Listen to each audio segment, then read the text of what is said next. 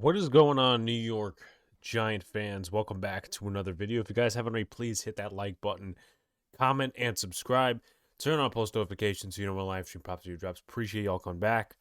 Obviously, no podcast episode until a head coach likely gets hired for the New York Giants, whether it's Dable, Flores, whoever it may be.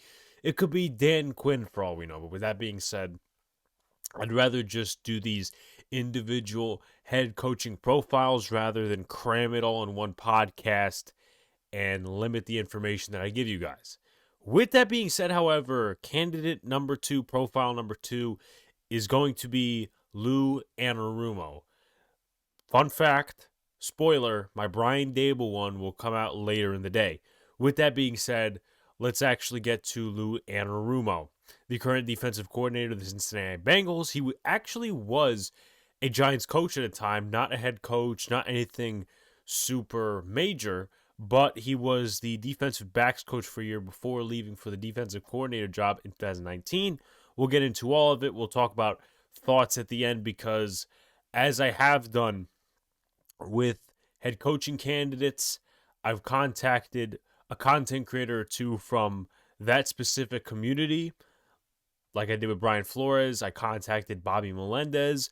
And then with the Bengals community, I contacted two people. One person replied to me about Lou Anarumo and what he's been doing as defensive coordinator. Also, like the last video, I'm going to go over statistics, certain players, a little bit in the advanced analytics like blitz percentage and pressure percentage as well, because I feel that plays a factor as well, adding it on as another factoid. So let's get right into it. I feel like this video is going to be a little shorter than my other videos because he's only been a defensive coordinator for so long. He was the interim defensive coordinator in 2015 for the Miami Dolphins. Once Kevin Coyle was fired, he actually was a defensive coordinator for 3 seasons with the U.S. Merchant Marine Academy, then went on to Harvard as the assistant head coach. But let's get into his resume, his background. So this is the second candidate for the Giants head coaching job that has New York ties, that he is a New York native.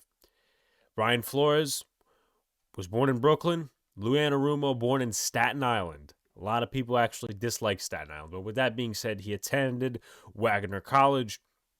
He earned a degree in special ed. While there, he served as the junior varsity head coach of the football team for Susan E. Wagner High School. Totally different things.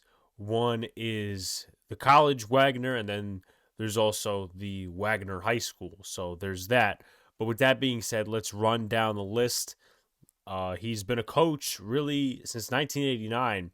Served as the running backs coach for Wagner in 89. Then moved on upstate to Syracuse.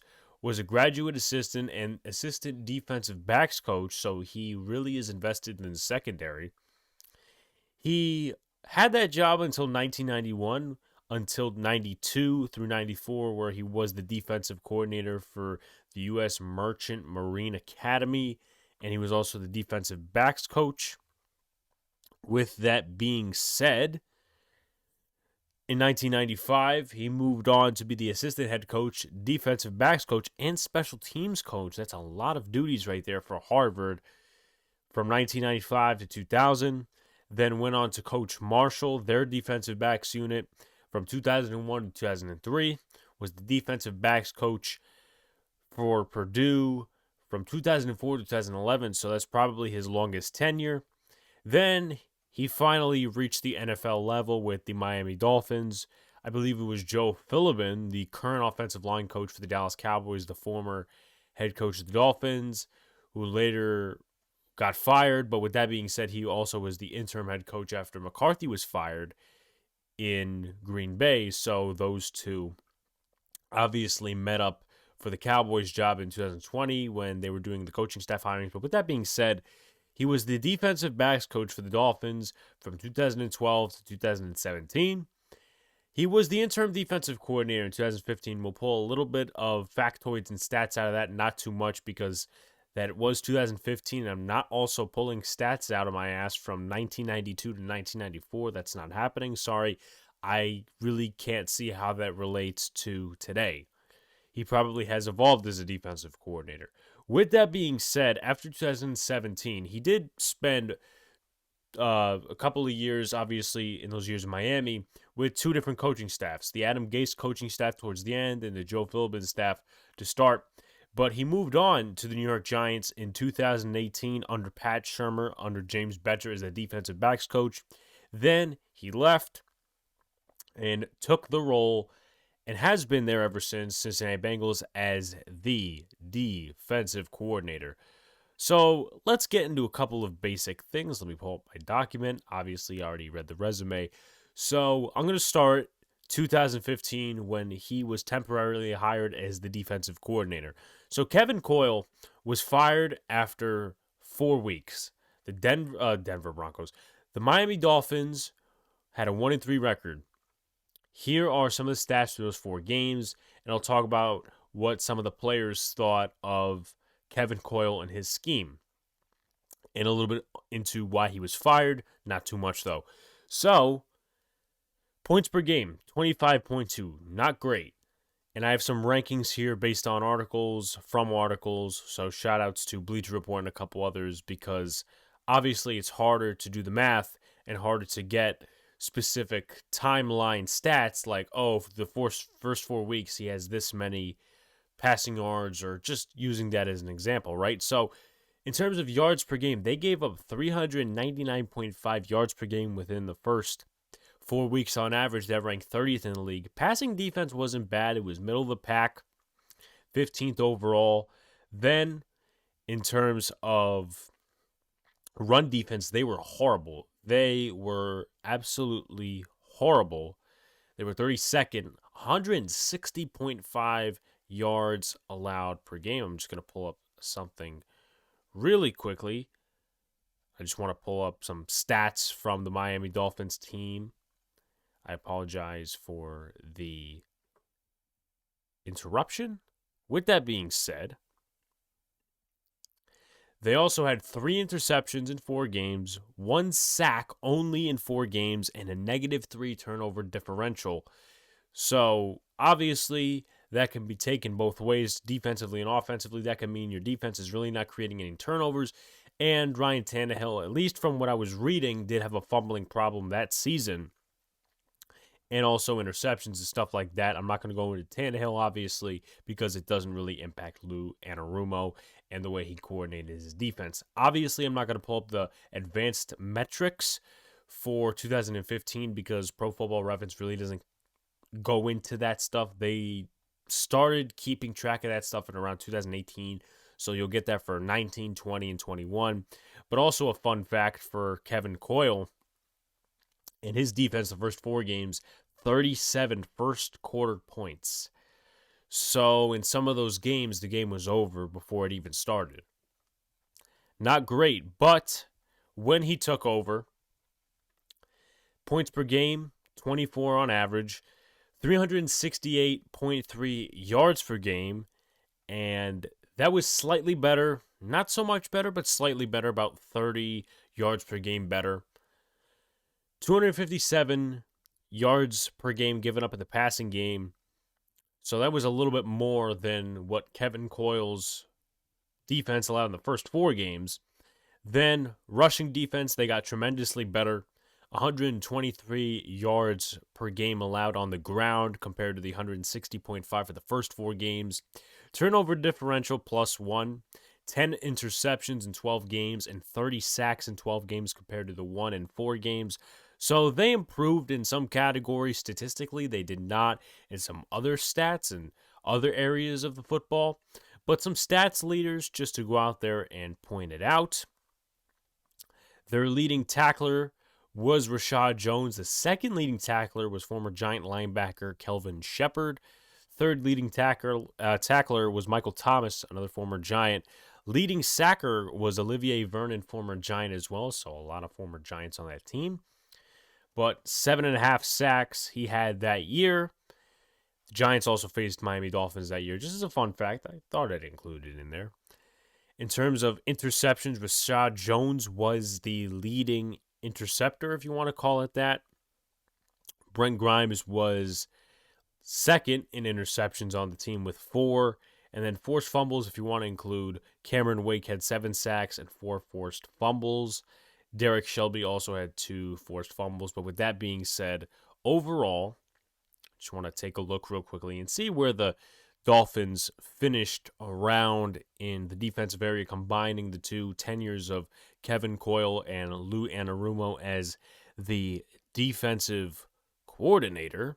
Obviously, the ranking must have not been good. The Dolphins were ranked, let's see, 30, 29, 28, 27, 20, 25th. 25th overall at the end of the season. They ranked about 20th, 19th in the passing game, so it wasn't bad overall. I mean, that's middle of the pack. Then again, I'm not going to go time travel to 2015 and try to be among the Dolphin fans and see what they were thinking. With that being said, they were not so good in the running game. They improved, but the overall stats, they were 28th in run defense. Then points per game, they ranked, let's see, I would say middle of the pack. So, middle of the pack overall. Obviously, Joe Philbin was fired. Dan Campbell was the interim head coach for a little bit. They brought in Adam Gase. We all know the story with that. Not going to go too much further into that. So, let's go into the Cincinnati Bengals, his 3 years there so far. And just as a note, the Cincinnati Bengals really started off badly in 2019, 2020, and then 2021, obviously, they won the AFC North. The first year, they went 2-14. The second year, they went 4-11-1, the one tie being against the Eagles. And obviously, the 1 year was without Joe Burrow. The 1 year was with Andy Dalton and a couple other backup quarterbacks as well. But just the first 2 years were really bad for Bengals fans. And that was supposed to be a rebuild where Marvin Lewis got them to the playoffs on occasion. They didn't win a playoff game for a couple of years. Now they're in the playoffs and winning football games. With that being said, they were at the level of 500, slightly below, and then boom, everything just went down with the rebuild. With that being said, let's talk about the stats in 2019. This is where some of the advanced metrics and analytics come in. So 2019, the Bengals defense ranked 29th in total yards per game, 21st in passing offense, 32nd in rushing offense, 25th in points per game, 22nd in interceptions, 26th in sacks, 10th in blitz percentage, 18th in pressure percentage, 28th in turnovers, 30th in turnover differential, and 15th, meaning 15th most in missed tackles. So early on, it seemed analytically that he was top 10 in blitzes. He wanted to blitz. Obviously, not like Brian Flores or Patrick Graham in Miami, but he was up there in terms of blitz percentage. And I said this in the Brian Flores video. Just because you blitz a lot doesn't mean you're going to get to the quarterback. And they went 2-14 that year, so obviously it had to be because of something. And their leading sacker was Carlos Dunlap. That was his last full season in Cincinnati. He had 32 pressures, 63 total tackles, 9 sacks overall, played in 14 games. Their leader in picks was not William Jackson. It was actually Darius Phillips. I'll give you his coverage stats right now. He allowed 6 completions on 16 targets, 37.5 completion percentage, 144 yards, 2 touchdowns, a 70.8 passer rating, 4 interceptions overall. He started 1 game, appeared in 8 games. He is still on the team today, unlike Carlos Dunlap, who was traded about halfway into the 2020 season. So, obviously not a very productive stage for the defense. They went 2-14, so that pretty much tells you everything, or most of the stuff you need to know about the Bengals defense spanning back to 2019. Their 2 wins were against the New York Jets, 22-6, so that was a very good defensive game. And then a rather higher offensive game, they won against the Cleveland Browns, Week 17 of the 2019 season. The game, one of the many that got Freddie Kitchens fired, and then he became the Giants tight ends coach, and the rest is history. So, with that being said, and just to note some of the guys they drafted on the defensive side of the ball in 2019, and Geno Atkins actually was a Pro Bowler. Let's take a look at his stats real quick if I could pull them up. But me personally, before I even pull up the stats of Geno Atkins, I'm just going to say that it was popularity based because Geno Atkins is a popular name. He was a popular name in his prime. I don't think he's been with a team in a little while, to be honest with you. But with that being said, 2019, when the defense is bad and when the team is bad, and I guess that's a positive that you have a Pro Bowler. The Giants didn't have a Pro Bowler this year. But with that being said, take a look at Geno Atkins. If I could pull up the sack numbers and stuff like that. Geno Atkins, 4.5 sacks, 6.5 tackles for a loss. He played all 16 games, so that's good for him. But total of 47 tackles, so not great stats from Geno Atkins, at least in my opinion. Maybe I'm being too hard on him. With that being said, some of the guys they drafted in 2019, they drafted Jermaine Pratt, linebacker out of NC State. They also drafted Renell Wren, defensive tackle out of Arizona State. And they drafted two other guys who did not make the roster. Deshaun Davis, linebacker out of Auburn. And they also drafted Jordan Brown, cornerback out of South Dakota State. They signed B.W. Webb in free agency, the former New York Giants cornerback. They also signed another former Giant. And this is obviously a trend across the NFL, signing pieces from your former teams just to try to re-influence the system, help other teammates with the system overall. Kerry Wynn was also signed, and I know the Giants in the 2018-2019 offseason were possibly going to give him an extension. Obviously, that did not work out. They re-signed Darqueze Dennard and Preston Brown. In terms of other moves on the defensive side of the ball, they re-signed Josh Tapu and Tony McRae, but obviously, I don't know if they played big roles on the defense. With that being said, that's pretty much it for that side of the football and that year. So we move into 2020. In 2020, on the defensive side of the ball, they drafted the following players. They drafted Logan Wilson, linebacker out of Wyoming. Akeem Davis-Gaither, linebacker out of Appalachian State. And they also drafted Khalid Kareem out of Notre Dame and Marcus Bailey in the 7th round, linebacker out of Purdue. They released a couple of players on the defensive side of the ball, B.W. Webb, Drake Kirkpatrick, who was a starter for years for them. In terms of signings, they tried to upgrade that cornerback room. Mackenzie Alexander signed a 1-year prove-it deal. Trey Wayne signed a 3-year deal. They signed DJ Reader, 4 years, $53 million from the Houston Texans. They also signed Josh Bynes, the former Ravens and Cardinals linebacker, to a prove-it deal. They signed Von Bell to a 3-year deal, probably about $6 million per year. I think that's worked out at least decently for them. They also signed LaShawn Sims to a 1-year contract. He would be gone after the 2020 season. They also signed Greg Mabin and Torrey McTyer, but I don't think they had much impact on the defense like the others did. With that being said, let's talk statistics. They were 26th in total yards per game, 19th in passing defense. So you talk about progress. They did better in terms of passing defense. In terms of rushing defense, they did slightly better. 29th, that's obviously not where you want to be when you sign that many free agents. DJ Reader, obviously, being one of them. With that being said, you move forward. 22nd in points per game.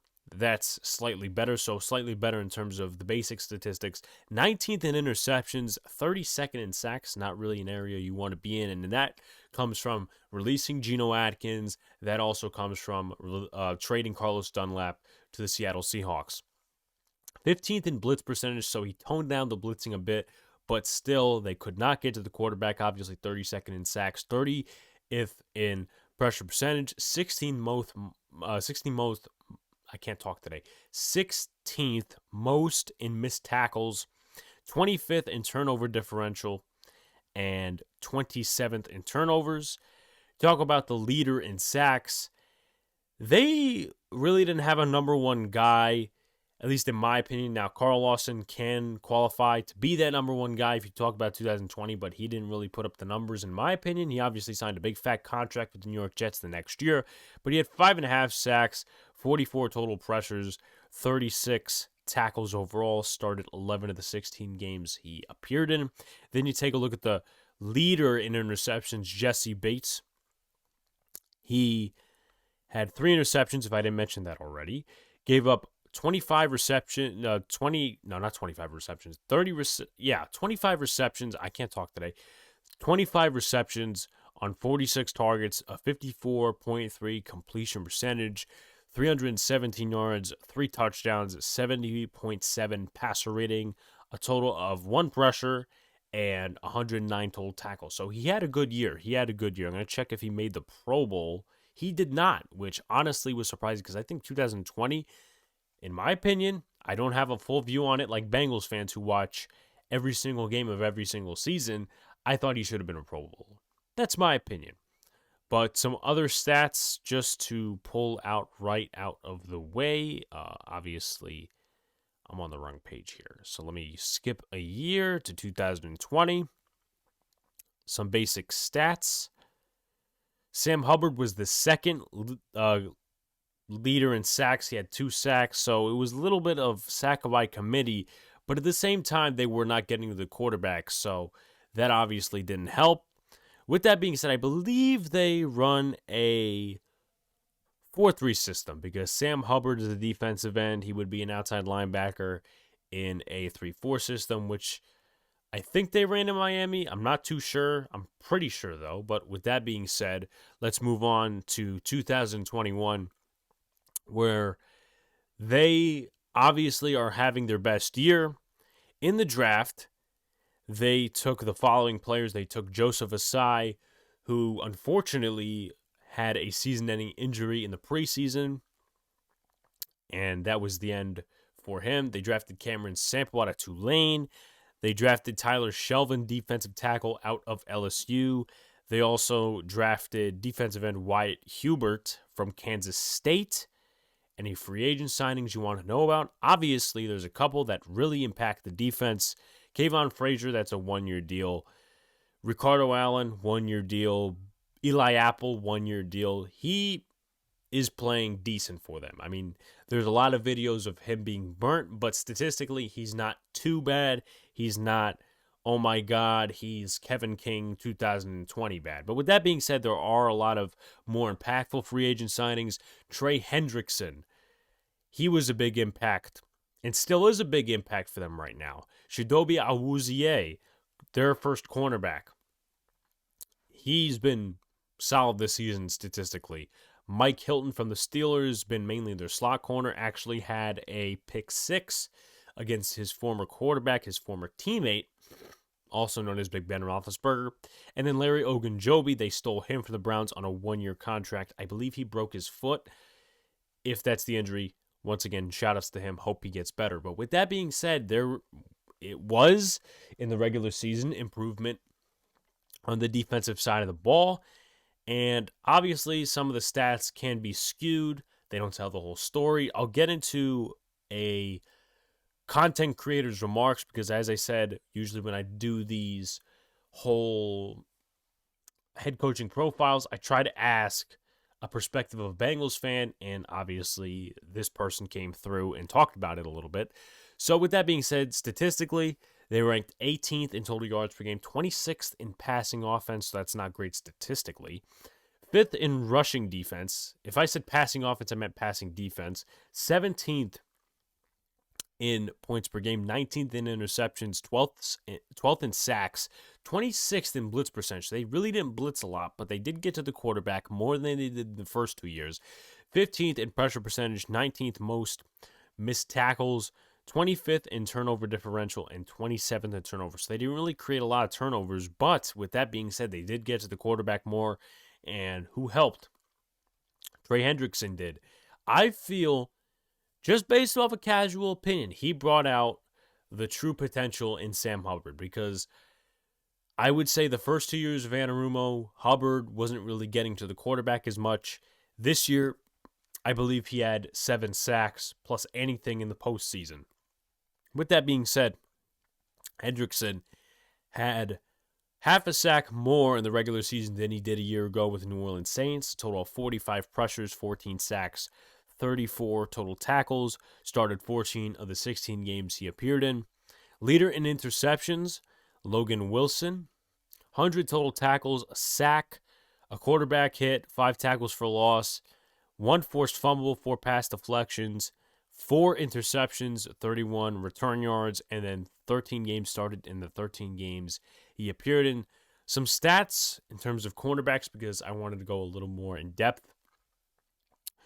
This is Chidobe Awuzie.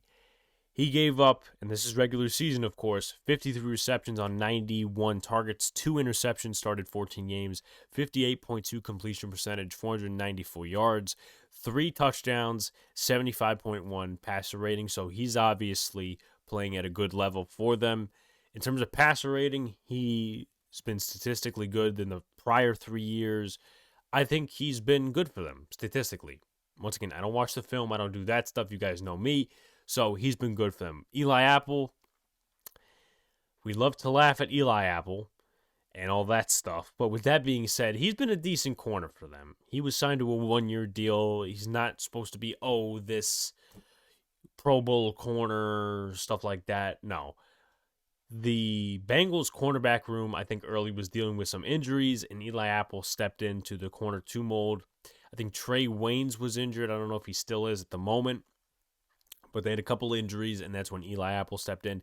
On the season, in the regular season, he gave up 47 completions on 78 total targets, 2 interceptions, 60.3 completion percentage, 3 touchdowns, 602 yards, and 86.6 passer rating, 49 total tackles, and was sent on 1 blitz. He played 93% of the defensive snaps in 2021 in the regular season, so obviously that has to probably match or go in the area of snap percentage when he played with the New York Giants, because obviously with the Saints, not really because of Janoris Jenkins, because of some of the other guys that they ended up bringing in, Marshawn Lattimore as well.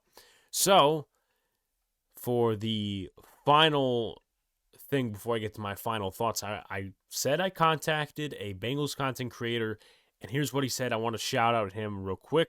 Ace Boogie of New Stripe City, please subscribe to his YouTube channel.